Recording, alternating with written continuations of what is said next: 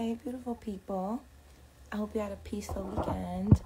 We are back for our second session with Majora. And today we're going to have a discussion on the first few chapters of her book. If you missed the last session, go to my page and you can go to my IG stories, and there should be like a series of conversations with Majora. And this is her book. If you haven't gotten your hands on it, you can pick it up. You can also drop by the Boogie Down Grind and, support, understand what it means, and grab yourself a copy. So give us a second, and we're going to get Majora on here. Except I'm trying. Hi. Hi. Hi. How are you? I'm awesome. Thank you for having me. Oh. Good to see you. Thank you for being here with us. Yay. I just put on some gloss for this. Yes. No, me too. That's all. Gloss and mascara. That's what you've got, and a little filter, because I don't even know how to do that. I've got to. I started when I started. There might be a little face on you. You can play around. It looks like a smiley face with Oh, that's stars. What that. Oh, I thought that was if you wanted to send an emoji. Oh no, that's if you have a preset filter that you live your life around. Oh, get out. Okay. All right. I'm gonna have to try. Because I like a filter. I don't need to be putting on makeup and doing a full face and stuff. Y'all gonna get the. You're getting what Instagram's gonna give you. Here you go. A little smooth. Beautiful. Thank you. So do you. So how are you, Majora? I am so good. It's just been an awesome day. I just cleared off a pile of stuff from my to-do list. Added a couple things on, made some ideas about what I'm doing with my class at Princeton. I'm so much happier, feel so much lighter. I can't even tell you. Yeah, had a great workout. I'm good. I'm so happy to hear that for you. Yeah, it's been good. Beautiful. And looking forward to hanging out with you tonight. So yes, I'm really very excited. Okay, awesome. I am just logging in from another phone so I can be in the chat with you guys. Hi, Aura. All right, we've got a few people on. So glad to see you all. All right, chat in the comments if you have anything to add in or any questions. Awesome. And we'll make it a whole thing. Hi, Chris. Hey, Rizzo. All right, Majora. So last time we met, we talked about the intro of your book. Mm-hmm. We talked a little bit about you and who you are. I already told the people that we have the video saved, and we'll start letting them see a little bit more of that. But today, you and I talked about wanting to get into the meat of the book and starting to go there. Yeah. So just to open up, you had mentioned it before. And, I had a little bit a taste of it this weekend, so always interesting to come into the conversation with you. But the title of chapter 1 is Measuring Success by How Far You Get Away from Your Community. Can you tell us a little bit about what you mean by that? Yeah. So, it really is, the chapter 1 was just sort of like an early part of my life in general, like getting to know my own neighborhood, just and seeing it for this rich, vibrant place that it was. It opens up with me talking about this lady who would hang outside with her heaving breasts in a house coat, and she wouldn't show anything, but it was just she had these big boobs, and she'd lean on them, use them like a shelf, her elbows as a shelf, and she'd talk to all the kids, and it was just crazy stuff, really fun stuff like that. But then at the same time, not too long after that, my brother was killed. I watched people, who, fall into addiction. I mean, it was not a pretty scene. But again, there was this crazy kind of dynamic that it was just, I realized I was planning my escape from the neighborhood, because even with people around me that loved me, there was my brother, my big brother, Lenny, who got shot and killed. And then it just sort of to a certain extent, spiraled from there. And the second chapter, I was one of the things that one of my big brother loved about me. I was this totally geeky little kid. I loved reading, and I made up stories. And through this chapter, I shared, what me as a little kid was experiencing, which was watching, people that from my neighborhood, again, this is after my brother's passed, like after the burning, blah, blah, blah, all that stuff. And then seeing that the people from our community that could afford to move certainly did. And so I described a young lady who was in my third grade class, and I just called her Jay. And her family definitely had more money than mine, and she had like a month's worth of clothing. Like after the first day of school, it's like I had one outfit. She had like new clothes every single day. And it was just so crazy to see that, because that day, the only reason why she was there was because the house that they were moving into and the school, like, it just wasn't ready for them. But her family was moving her out. And I got my first sense of like, people leave if they can, from these neighborhoods. And that was like a really hard kind of pill to see. But again, planning my escape, using my education to get myself out of there. And the third chapter is called Conditions for Brain Drain, How to Disinvite Your Hometown Heroes. And, it really does talk about how, without giving too much away, that in low status communities, they are designed by nature to push the ones who are considered the strivers, the ones who got the talent, to move on out, to sort of see themselves as different, and everyone supports that, and then they move them on out. But what I realized is that condition for brain drain, even so, that was like in the late 70s, early 80s. Real conditions for brain drain exist right now, like in 2023. Oh God, 2024, excuse me. Yeah. And so much of it is this emotional detachment. Like if you're taught to measure success by how far you get away from your community, and you see the kind of things that tell you without a shadow of a doubt that your community is not worth living in. I mean, that's, I think, a kind of emotional destabilization that happens in our minds that tell us that, what, we do need to get out of here. We do need to, like, if we're going to be somebody, if we're going to grow up that way, then we've got to get the hell out in order to be seen as a human being. And and you see it, and what are the conditions that make you see those things? It's the poor schools, it can be the environmental problems, it can be, the drug trade. Just being like, is that like your only opportunity for like a decent career job? Right. It's feeling like everything around you is just worthless. And how does that reflect on you? So you're dealing with that kind of stigma, but you're also dealing with the very real, mechanisms that make it so that those things happen and continue to happen. Whether it's, the things that produce, low health outcomes and low educational attainment, you name it. And so I think on some level, that emotional destabilization is the kind of thing that we have to number one, be very cognizant of, like, the messages that are coming to us are things that were placed there on purpose. Right. On purpose. Like, because if someone's trying to buy your grandma's house, it's because they know that it's worth something. But here you are in those same neighborhoods going, like, why would I want to be here? Who wants to be here? Who wants to live there? I understand. Because if somebody wants to buy it from you for $100,000, it means they could probably sell it for a lot more than that, and rent it to you for a lot more than that, and make a whole lot more than that. So why are we? But again, if you're like emotionally destabilized about your own community, that's not even going to be considered a choice in your mind. And so that's why we have to think about, because I talk about what happened in my community, 50 years ago, practically. Right. But it's still happening today in low status communities all over the country. And hell, we are still seeing it here, like literally in Hunts Point, where, our local home ownership rate is less than 7%. Wow. That's wild. Yeah.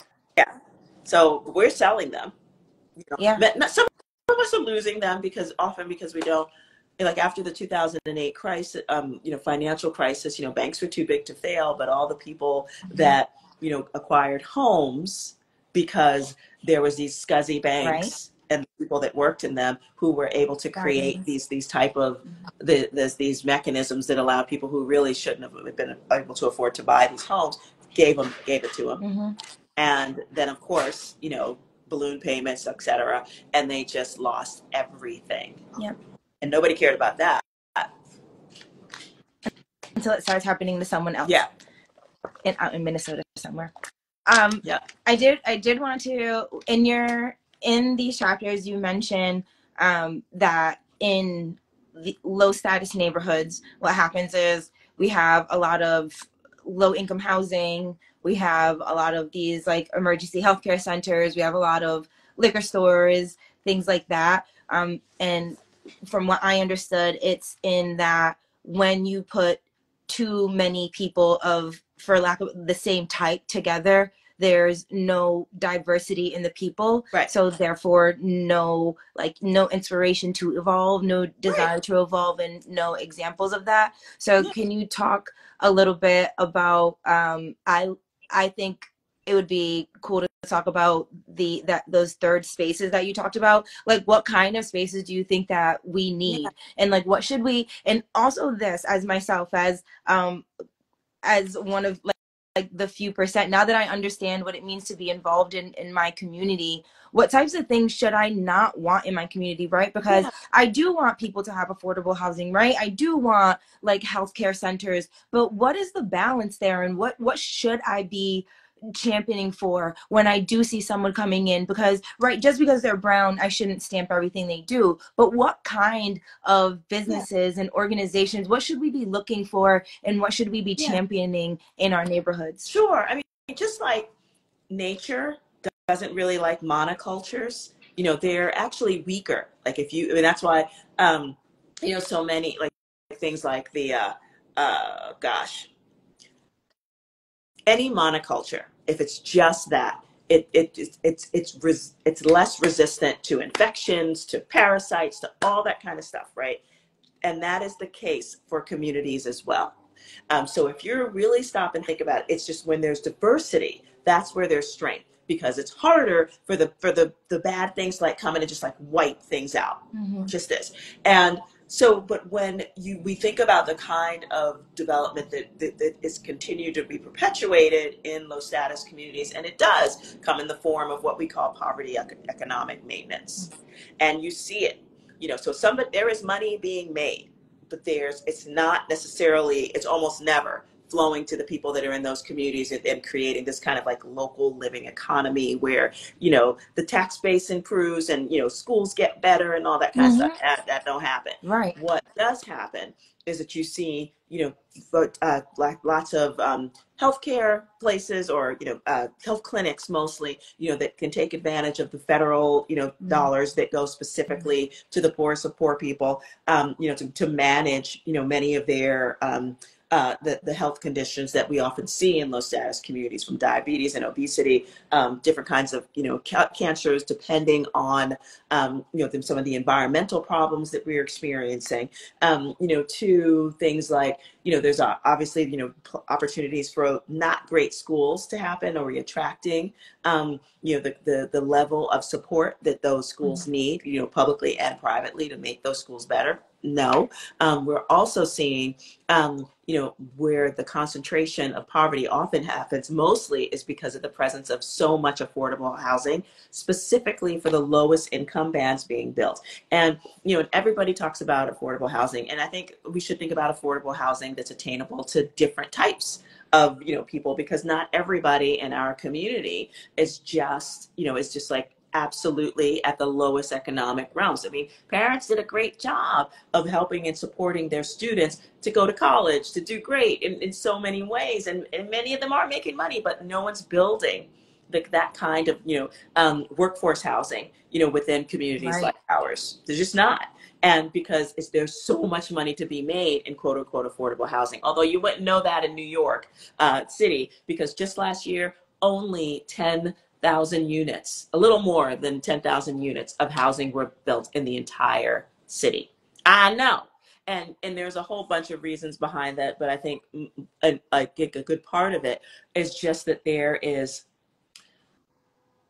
hasn't been the incentive to do it. So it absolutely is a money game, absolutely thinking about like, wait, how do we create more opportunities, to create more opportunities for different types of housing and more of it. And, whether it's the cost of construction, et cetera, and interest rates have a lot to do with it too.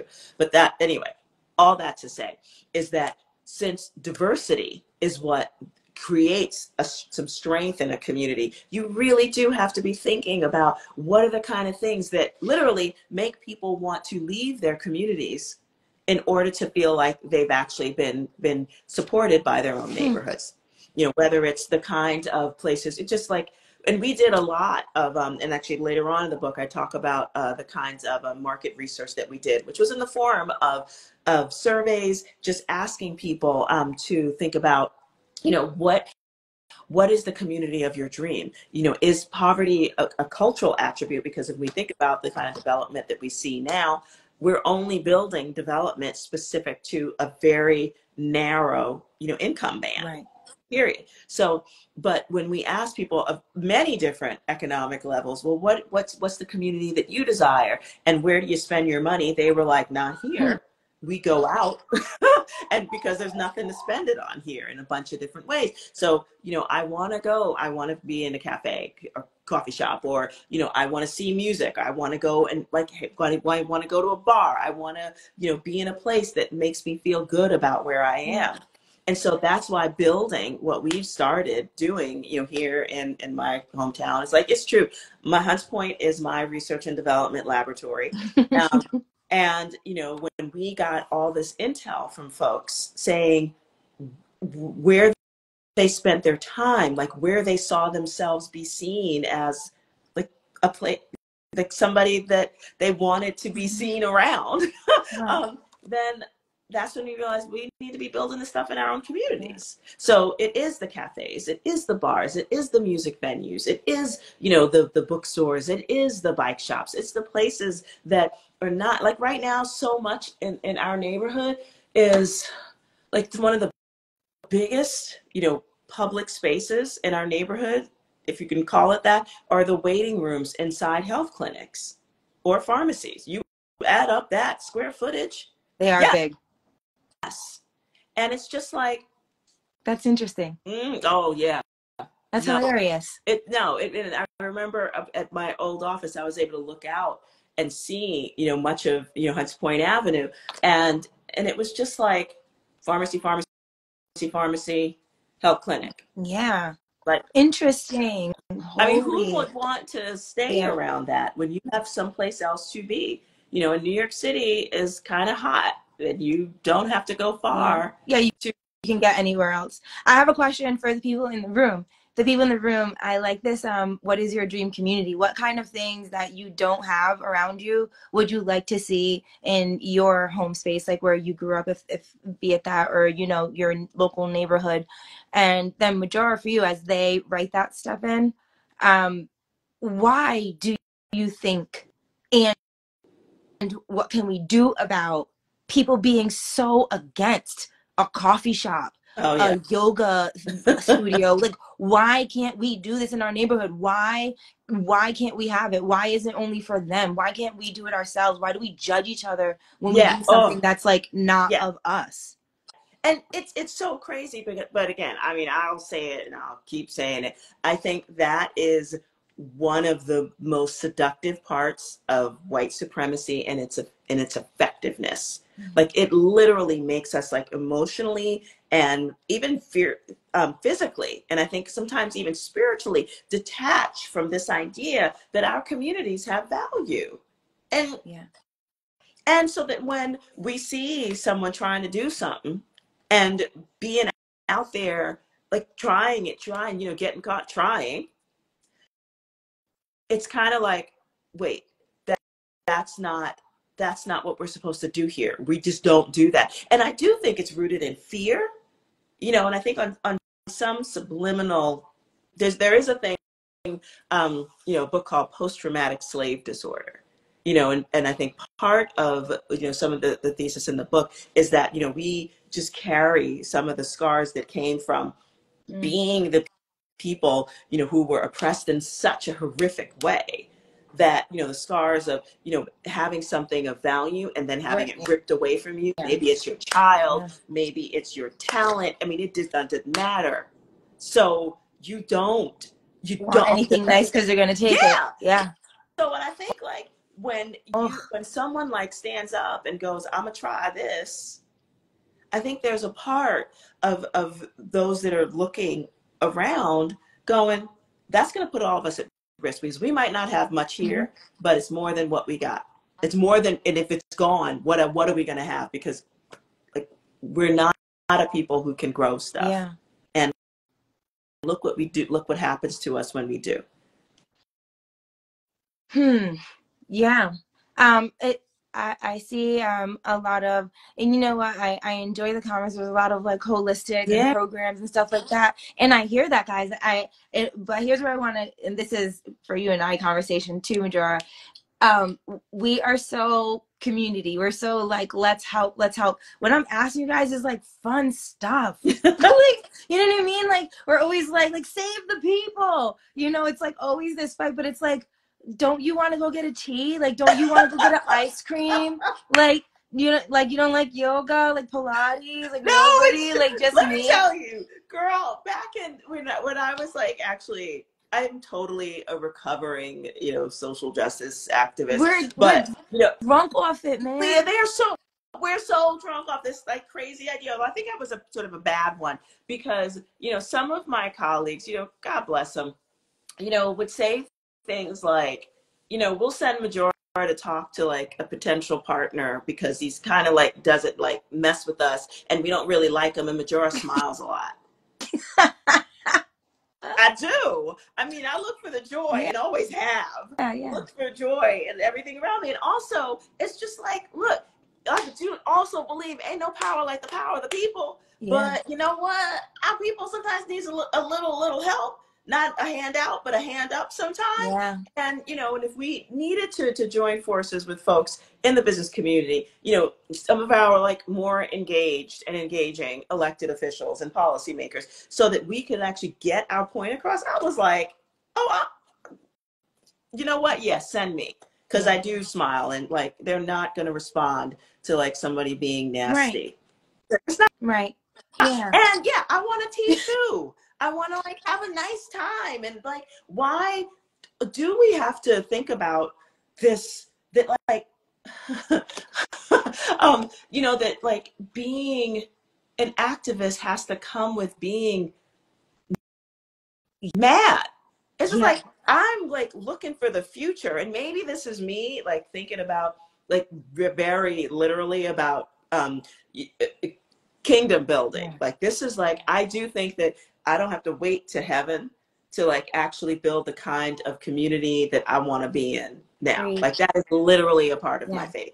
Like, I want people to feel happy and gracious and feel like their life is enough to live as it is right now, so that they can afford to see, themselves as the beautiful divine being that they were made to be.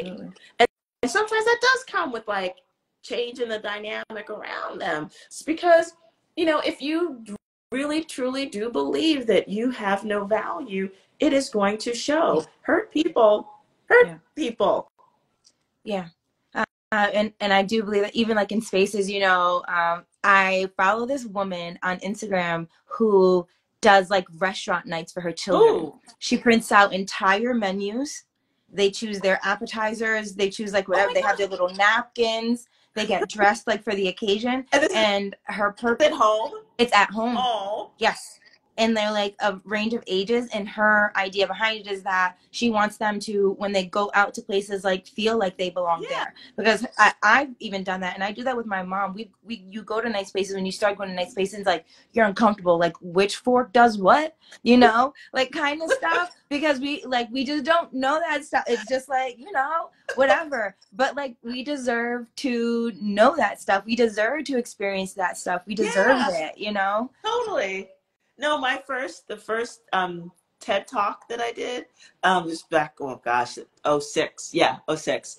There I was, like, invited to talk at this thing, and I was, and it was like everybody was white, most people were male, and a billionaire, and I didn't know what to do with myself, and I wouldn't even go into the place where I saw on the other side there was food, which, because there was a security guard there, and I was deathly afraid that they would stop me. I understand that. And I avoided the humiliation and just didn't go eat for the first day until, I shared that with my husband, and he was just like, "You're a speaker, go and eat, for the love of God." But it was those voices in my head where I was just sort of like, I see myself as someone who's not valid in this room. Yeah. And like, we don't deserve anywhere. We don't have like a right to be places. I had a group of friends come up one time from Philly, and we're in the city, so I'm like, we're gonna find a park to go sit at, and like whatever, like buy this drink, and we're gonna sit there. And they're like scared about it. I'm like, you know what? White people do this shit all the time. They take off all their clothes and they sit here like they own this motherfucker, and they don't leave. And I said, so we are going to sit down and we're going to sit like people, and we're not going to be afraid of it. Nope. And we're going to breathe, and we're going to be okay. And it's like we do that to ourselves. I've experienced that a bunch of times where you just feel all the eyes on you, and it would be nice to be able to be in places that are ours. Yeah. So that we don't have to feel that way. Yes. Yep.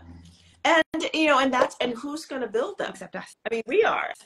I mean, to start. And that's because they won't be ours. Right. And we are absolutely that intentional. And, and I put myself on the line, like in literally every single way. I raised money, through consulting and speaking, and then literally poured it into, my research and development projects, whether it was the cafe or Bronxlandia, or some of the smaller, multifamily homes that we now were able to develop. And it was because, I was trying to prove a point. And I was like, if this little girl, me, could figure some of this stuff out and show that it's possible, then that could be kind of like, even if it's just like making people like cock their head a little to the side and go, yeah, you can do that too. Yeah. And, and there's people way smarter, have better access to things than I ever will. And hopefully that'll change soon. But I feel like just the example has been enough to make many folks go, wait, I can do this. And that's been the best part of this book, honestly. Just, seeing people go like, okay, no, wait, I can hold on to my grandma's house. Or maybe I can build a business right here. Mm-hmm. I can do these things. Right. And, honestly, it's just, I'm a do an Ella commercial because I can, but having someone like you, come and share your blessings, doing this open mic, at the cafe on Wednesday nights, which is amazing because, again, you've created this, we created this space, this third space. It's neither work nor home, so that you can build community in it. And by the strength of your character and your talent, you've been able to really set the table for others to come in and know that they have a seat and show their talents for the beauty that they have. And it's just like mind blowing. It's not, I'm always delighted, but never surprised. Let's put it that way. I don't know if I ever told you this. I had an ex-boyfriend one time who told me that I only like women who work hard. I was like, you're really judgmental. He was like, you're judgmental. You don't like women who don't do things. And I was like, well, sure. Like, if that's my judgment, then like that absolutely is who I am. And yes. I gravitate towards that. And I will say, as a witness of it, yes, seeing you and understanding that you exist and that somehow you're involved with these businesses and you had given us that space. was an inspiration to itself. So if I, like, you can count me as like whatever, give me a number and a badge for as the test. You know, because when someone does open up their doors to you in the space, it's, for me, it's the opportunity to show and prove, you know. Yeah. And I've done that for people who haven't looked like me, and I've done that for corporations, and I've done that for other people. So being able to do that for you, and like feel good about it, has felt amazing. And then there's my own, I'll say my own selfishness. Majora, I'm trying to buy the block too. So yes, that's why I'm here with you, because if we can share this information, if I can get it from you and anyone learns anything, and we can figure this out, and if we can take this back, then I think that's what we need to do. And I appreciate you for showing us that it is possible. Thank you, my love. Yes. Okay, so I love this. This is going so even much better than I thought that it would. I am having so much fun. I hope that y'all are having an amazing time in the comments as well. Next time we get together, we're going to do this on Sundays. We'll let you know if we can't make it, but I'll start being better with my promotion. But I think we had some good viewers in here. But chapter 4 is when everything tells you the same thing, you'll probably believe it. So we're going to start there the next time and continue this conversation and discussion on Majora's book, Reclaiming Your Community, and continuing to have conversation here so we can learn and figure out how to buy the book back. Cool. Yes. I appreciate you, Majora. Thank you. And thanks everybody for joining. Really, thank you so much. All right. See you soon. All right. I'm going to see you Wednesday. Bye. Bye.